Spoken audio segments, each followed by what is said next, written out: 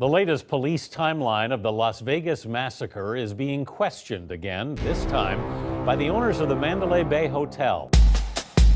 A hotel maintenance worker called down from the 32nd floor of Mandalay Bay after a security guard was shot. The recording raises more questions. MGM says it wanted to correct some of the misinformation being reported.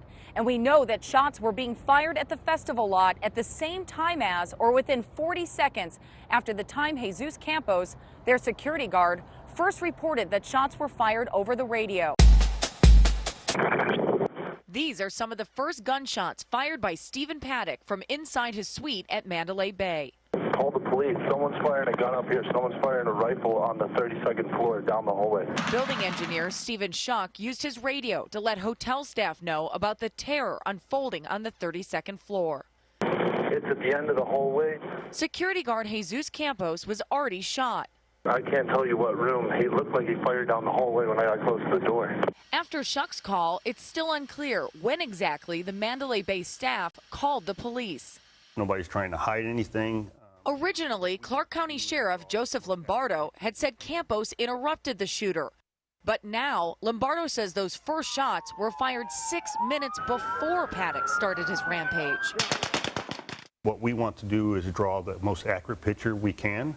And I'm telling you right now, today, that timeline might change again. Investigators say Paddock did not have any gambling debts, and his girlfriend did not worry about his mental health. But his motive is still unclear. It's been nearly 2 weeks since the horrifying shootings in Las Vegas, and unbelievably, nobody seems able to answer even the most basic questions about what actually happened. Police initially told us that Stephen Paddock shot a hotel security guard in the hallway outside his room after he'd finished murdering more than 50 people on the plaza below. Then authorities changed that timeline. What actually happened, investigators explained, was that at 9:59 p.m. that night, Paddock shot guard Jesus Campos in the leg after firing about 200 rifle rounds through the hotel room door. Then Paddock waited another 6 minutes for some reason before opening fire on the crowd. Once that rampage ended, it was another hour before police entered his room and found Paddock dead. That was the explanation as of a few hours ago. Didn't make sense, but they were going with it. Now there's a new account. In a statement just this afternoon, the company that owns the hotel where Paddock was staying says it has concluded that police are all wrong about what happened. Actually, the hotel says armed security officers rushed to Stephen Paddock's room, quote, immediately after the shooting first began. How did they respond when they got there? Why was Paddock able to continue shooting? We still don't know the answers to those questions. But that's just the beginning of what we don't know about this case. Media outlets, for example, confidently reported that Paddock made a living as a professional video poker player. Now, that's technically possible. We checked today with someone in Vegas. But it's a little like, as Ann Coulter pointed out in a column this morning, like claiming someone made a living smoking crack. Probably didn't happen. So what was really going on with Stephen Paddock? Still unknown. And so, by the way, is his motive still unknown. 64-year-old accountants don't typically spend months planning mass murder for no reason. There was a reason. No one can even guess as to what it was. Other questions that Coulter raised that news organizations ought to be asking but aren't. How can it possibly take 8 days to figure out when the alleged shooter checked into the hotel? Why was Paddock wearing gloves if he was about to commit suicide? Have any other solitary mass shooters ever had girlfriends? To those questions, we'd add this.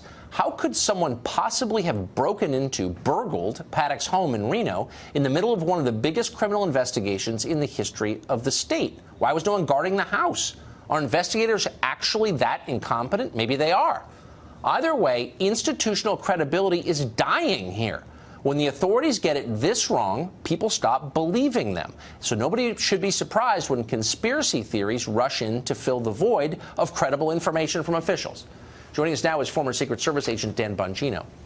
Dan, I wanted to talk to you because I know that you're a rigorously logical thinker.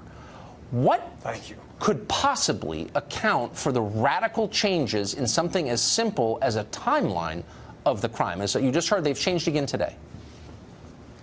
Yeah, and I want to be very precise here, and I appreciate the compliment because this case is very troubling. Tucker, you and I can both agree, and everything you said is absolutely true. There are a lot of open questions.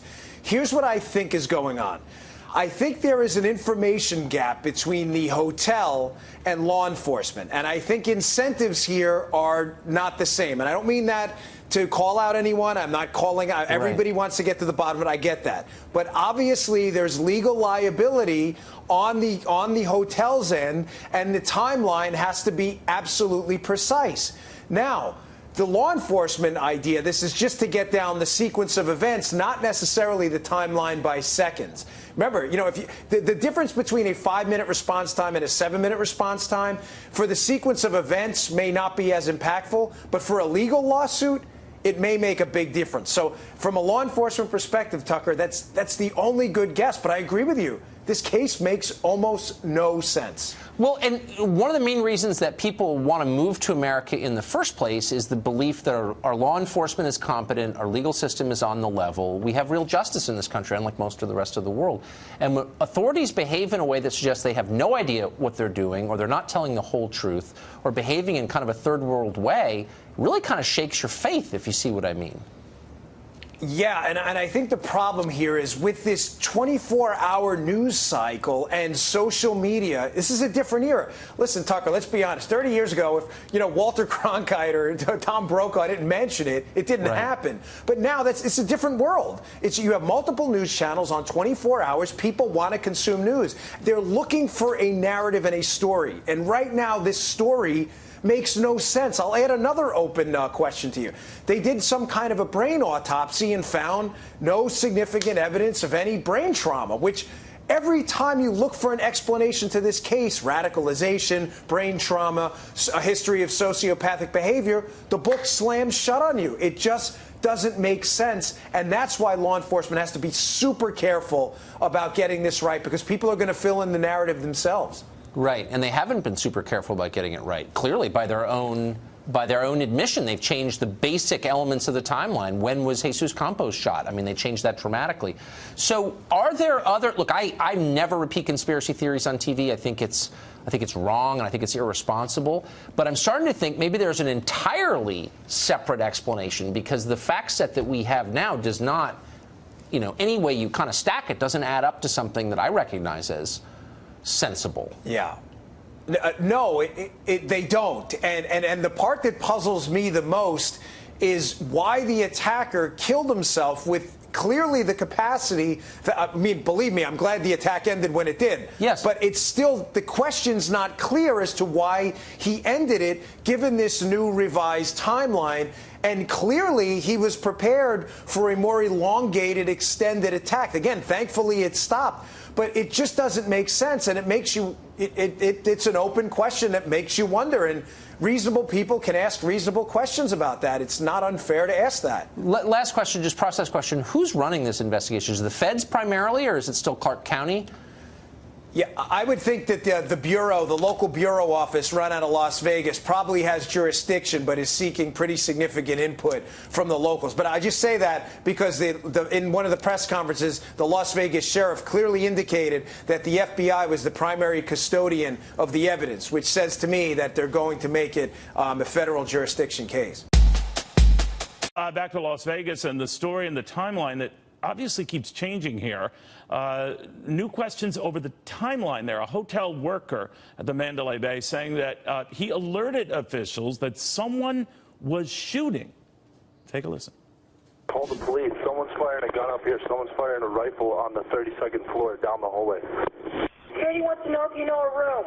It's at the end of the hallway. I can't tell you what room. He looked like he fired down the hallway when I got close to the door. All right, now keep in mind that is not Jesus Campos, the security guard who was shot in the leg after it appeared that Stephen Paddock had thrown more than 200 spray of bullets. One of those hit Campos in the leg.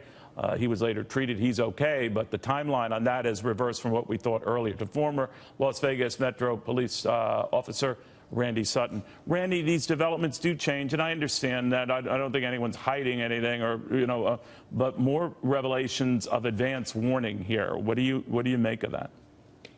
I'm actually troubled by it.